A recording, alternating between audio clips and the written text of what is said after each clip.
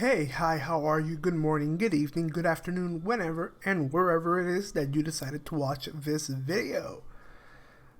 I'm back from a almost 2 month holiday vacation. Sorry about that. I needed to step away a bit from making a video almost every week here on YouTube, but you know, it's 2024, new year, new video games, new things to talk about, especially for what we have here today because over the weekend there was a pretty big rumor going around that had a lot of people talking, and that is that Xbox is going to be releasing one of its major exclusives onto competing platforms, that being the Nintendo Switch and the PlayStation 5.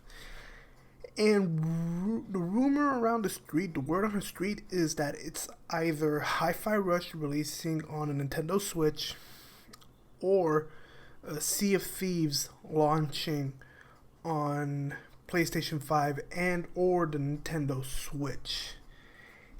And I want to start this off by saying that the more people that get to play these games, the better. Especially a game like Hi-Fi Rush, a game that I really think it's really really good, and I personally want to see more people play that game.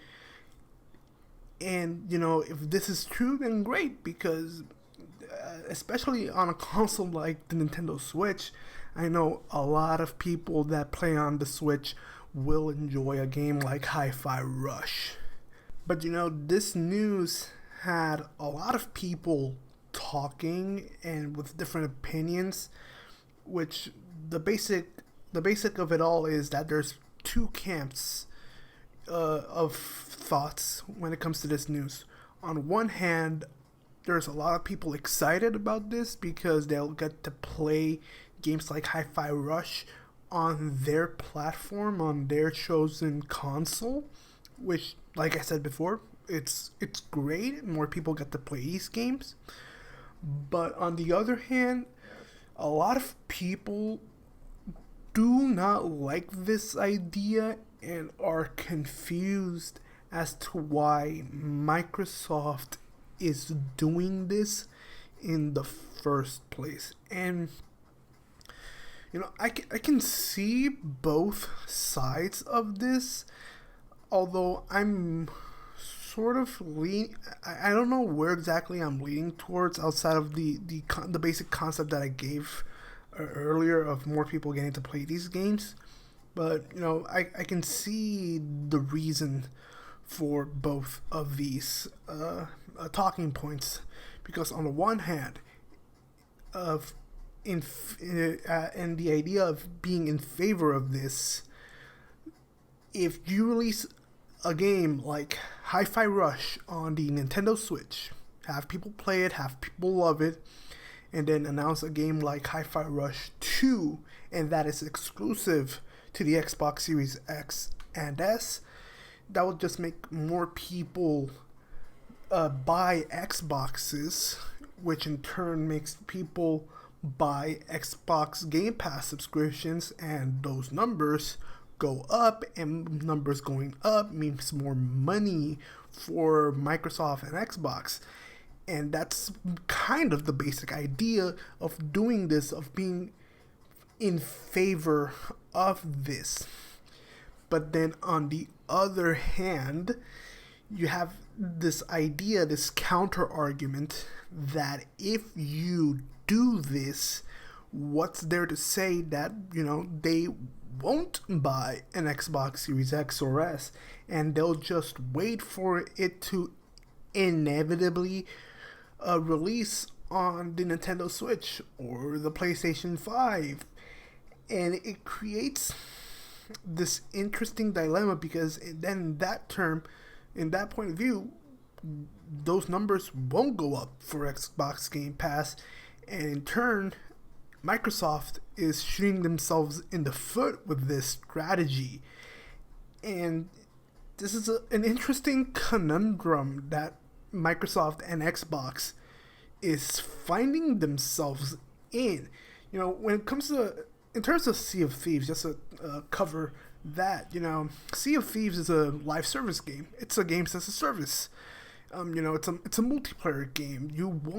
Ideally, you want more people to play that. Even if you own it, you want to put it on a Nintendo console. You want to put it on PlayStation 5. You want those people to buy the microtransactions in those games and to boost the population numbers in those games and have more people interacting with each other, which is why we're seeing a game like Final Fantasy XIV coming over finally to the Xbox, because in turn, for a game like that, for a game like Sea of Thieves, these multiplayer games, it's ultimately going to be better if they are in as most consoles, in as they're available in as most platforms as it can, to boost those revenues up. But when it comes to a game like Hi-Fi Rush, that is a single player game. That is a game that you want to tell your friends, hey, this story driven, this single player game is only available on Xbox. It's this idea that that this concept that Microsoft has seemingly failed at last generation. This talking point that gets repeated over and over again. Xbox has no games. And we've seen, especially last year, quality aside, that they do have games. Last year we had Hi-Fi Rush, we had Redfall, we had Starfield, we had Forza Motorsport. And, whether you like Starfield or not, whether you like Forza Motorsports or not, nobody liked Redfall. It's this idea that Xbox does have games to sell Xboxes, to sell Games Pass numbers, which is what they are really focusing on. This idea that if you take a game like Hi-Fi Rush, this highly acclaimed game, and you put it on a competing platform, then you're not selling more subscriptions. And yeah, I agree that this is in a way, I do agree that this is a confusing strategy. This is not something that's lining up with what Xbox is talking about publicly, And this also kind of led to another talking point that has been going on for a while now, and that is Xbox is eventually going to leave the console scene, and it's going to go the way of Sega, the way of the dodo, the way of Sega, where they will not make any more consoles, and that they will focus exclusively on games, on releasing and publishing games. And something like that is not gonna happen, guys. Let's be real.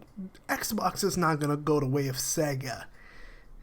In either way, they're not gonna go that direction. But a lot of people are concerned that if they continue to release games, small or big, like Hi-Fi Rush, like Sea of Thieves, onto competing platforms, then yeah, eventually they're just gonna turn into that.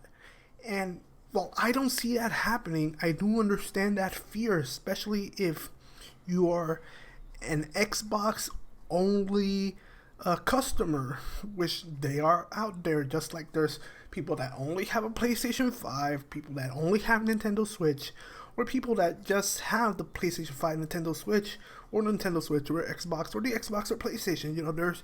There's this idea that if you invested in the Xbox ecosystem, there's this thought going around that, Xbox is not treating us like we're part of the ecosystem. And, I get it. Because I'm also part of the Xbox ecosystem. The Xbox is the place where I buy all my multi-platform games. I subscribe every now and then to Xbox Game Pass in order to play their exclusives. And I get that fear, but I don't see that happening. But yeah, I understand the confusion, and I agree with the confusion of what exactly is Xbox's strategy here, because we don't know if that concept of port Hi-Fi Rush or games like it onto Nintendo Switch or PlayStation 5, make the sequel an Xbox exclusive, those users are going to jump ship to the Xbox. That is a risky plan. We don't know if it'll work, but I think at this point we just have to wait and see. And we don't even have to wait that much longer, because the developer direct, the Xbox developer direct, is coming out next week, which I'm going to be reacting to, and we know the lineup for that: Avowed, Hellblade 2, Indiana Jones, and I think Aura History Untold, and whatever possible shadow drop or surprise reveal. And already, if those games release in 2024, there is a really strong lineup in 2024. So maybe these concerns are all for nothing, these are exaggerated stuff, or maybe there's some legitimacy to it. We don't know. We just have to wait and see. And hopefully, Microsoft actually talks about their strategy a bit more, even though we as gamers don't really deserve to know their strategy. But who knows? That's all I have to talk about this. Leave your thoughts in the comments down below. What do you think about these rumors? Leave your thoughts. Do you agree with this? Do you disagree with this?